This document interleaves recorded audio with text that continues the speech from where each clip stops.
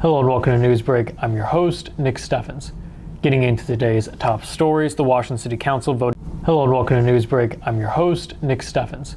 Getting into today's top stories, the Washington City Council voted unanimously to accept a counteroffer from Canadian Pacific Railroad, signing off on an agreement that secures city funds from the company and municipal cooperation for proposed merger between CP and Kansas City Southern, which would increase train traffic by over 300% in the area. The proposal was the same one tabled by council members at their previous meeting. It includes a $200,000 cash contribution from the railroad for use as the city sees fit, payments of $225,000 from the railroad for each crossing the city agrees to close, a $55,000 contribution from the railroad for a quiet zone study, and waived costs by the railroad for the removal of crossing surfaces, signals, and signs at any crossing the city agrees to close. The vote to approve the offer was unanimous, despite a few council members saying they still had reservations about the merger. As the Mount Pleasant Area Chamber Alliance prepares to send off the current Executive Vice President, Christy Perry, the search to fill the role has begun. Upon receiving the resignation of Perry, a committee consisting of individuals from the Board of Directors, Chamber of Commerce, and Development Commission will work together to fill the role. According to the job posting, this position serves the Mount Pleasant Area Chamber of Commerce and the Mount Pleasant Area Development Commission by promoting economic growth, supporting existing businesses, recruiting new businesses, assisting in recruiting workers for area employers, and developing quality of life amenities for the community and county. By Friday morning, LinkedIn showed 6 interested parties and had already applied for the position. As the search continues, the Chamber prepares to wish Perry well in her new position as the Associate Warden of Administration at the Mount Pleasant Correctional Facility beginning in December. A farewell party is set for Tuesday, November 22nd at 4 p.m. at the Grange Public House and Brewery. Speaking of the correctional facility, 10 incarcerated men proudly accepted high school equivalent diplomas presented by Southeastern Community College President Dr. Michael Ash Thursday at the Mount Pleasant Correctional Facility. Adorned in SEC red caps and gowns, heads held high and shoulders back, the graduates proceeded down the aisle past prison staff, program instructors, and visitors to pomp and circumstance. According to Mount Pleasant Correctional Facility Warden Marcy Stroud, the prison houses 1,100 incarcerated individuals and 160 live-out persons. Of these, 28 men participated in a program offered in partnership with SEC to prepare and complete the high school equivalent test. According to lead instructor of High Set and Life Skills, Jolene Cox, graduates must show a mastery level in reading, writing, social studies, and math through the completion of 15 total tests. Washington County Ambulance Service Interim Director Pat Curl submitted a letter of resignation Thursday morning, according to other county officials. The move comes just over 2 weeks after he was appointed to the position. The department has seen more than its share of controversy in the recent months after the suspension of then-Director Jeremy Peck following unclear human resource complaints and several closed sessions.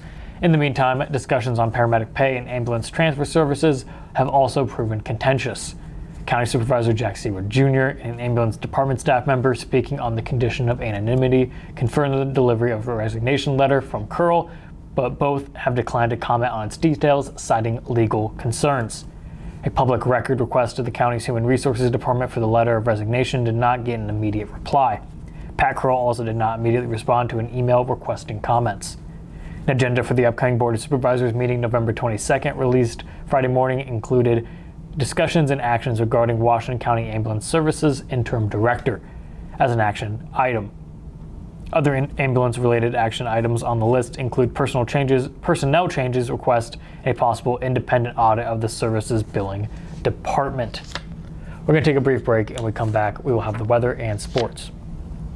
Since 1905, Kelowna Cooperative Technology Company has helped our community stay connected with the latest advancements in clear, dependable telecommunications services. KCTC provides rural Iowans with access to high-speed fiber internet, as well as phone, television, computer repair, and cybersecurity solutions.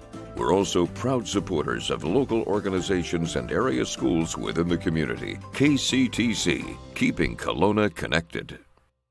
At the Capper Auto Group, we put our customers' needs first and understand that everyone is as different as the vehicle they select. We offer new Ford, Chevrolet, Buick, GMC, Jeep, Chrysler, Dodge, and Ram vehicles in a friendly environment that puts you in the driver's seat. When it comes to service, we maintain factory-trained technicians and competitive pricing. The The Capper Auto Group still believes that service after the sale provides the best customer experience. Come see the Capper experience for yourself.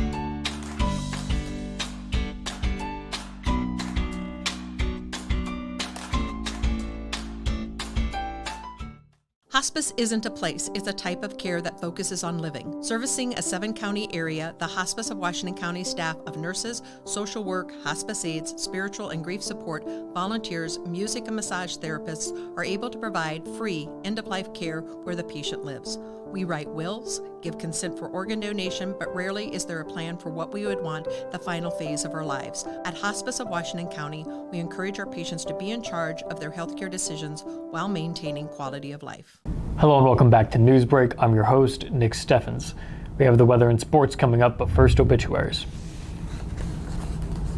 Richard Joseph Boating of West Point passed away on November 17th at the age of 93. Massive Christian burial at 10:30 a.m. November 23rd at St. Mary's of Assumption Catholic Church in West Point. Schmidt's Funeral Home of West Point is in charge of the arrangements. Robert Dean Adam of Fairfield passed away on November 19th at the age of 71. Benner Funeral Home is in charge of the arrangements. Karen Lee Fulton of Fairfield passed away on November 19th at the age of 83. Celebration of life will be at 11 a.m. November 23rd at Benner Funeral Home. Elizabeth A. Long of Burlington passed away on November 17th at the age of 92. Funeral services will be at 10 a.m. November 23rd at the Murphy Funeral Home in Mount Pleasant. George Edwin Manning of Keosauqua passed away on November 18th at the age of 71. Services will be at 2 p.m. November 22nd at the Methodist Church in Keosauqua. Cranston Family Funeral Home is in charge of the arrangements. That was obituaries. It is now time for the weather. The weather is brought to you by Jacqueline Ariola, LLC. Come visit Jackie in her new location downtown. She is ready to serve Washington and the surrounding community. Thankfully, it appears that the weather will remain in the 40s throughout this week. Today has been partly cloudy with a high of 43. Tomorrow will be even warmer with a high of 46 and mostly sunny skies. Wednesday will be the warmest day of the week with a high of 49. Thursday, temperatures will drop back down to 41 and there'll be mostly cloudy skies. On Friday, temperatures will be 41 again, but there'll be a bit more sun. We're going to take another brief break, and when we come back, we'll have sports. Federation Bank is a locally owned bank providing award-winning customer service. We believe that we are more than just a federation of banks, but a federation of communities, serving Brighton, Richland, Wellman, and Washington, Iowa. Federation Bank's highly skilled staff is here to make sure you are able to accomplish your personal and professional goals, whatever they may be. Federation Bank, your family bank.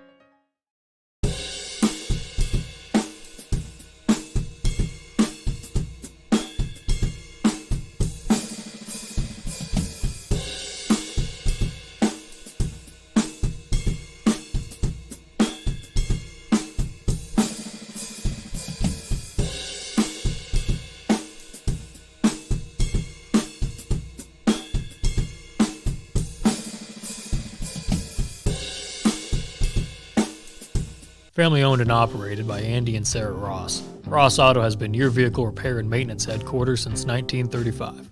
We specialize in all makes of cars and light-duty trucks. With our variety of available services, let us help you keep rolling and your vehicle operating efficiently. Services include general auto repair, alignments, brakes, fuel injection, and more. Schedule your appointment today at 319-653-5656. That's 319-653-5656.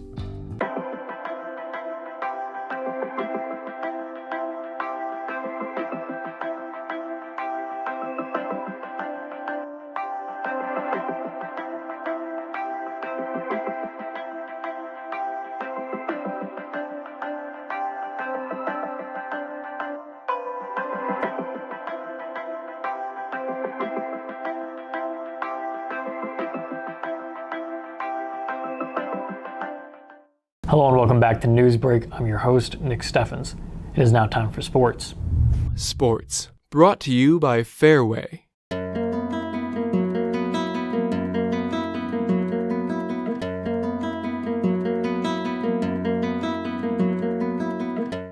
A historic run for the Waco football team came to an end on Thursday morning at the Unidome as the second-ranked Warriors faltered in the Class 8 Player State Championship game against number 1 Remsen St. Mary's. A flurry of early errors haunted Waco early, and the Warriors ran out of time in the second half of a 38-16 loss. Isaac Oswald finished the game 14 for 23 for 212 yards and a touchdown through the air. Reichenbach caught 4 catches for 60 yards and also rushed for 35. Stefanichuk caught 3 passes for 52 yards on the day. Lathy caught 3 for 49 yards and a touchdown. Cody Graber and Mason Miller each caught 2 passes, and Husinga finished with 33 rushing yards. Drew Dyers finished the game with 12 tackles. Stefanichuk had 8 tackles. Reichenbach had 1 forced fumble, and Lichty had a fumble recovery.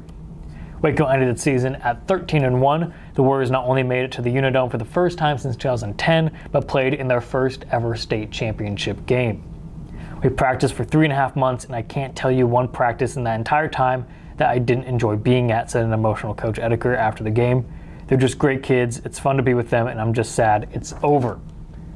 That's the news for Southeast Iowa. I've been your host, Nick Steffens. This has been Newsbreak, and I will see you next time.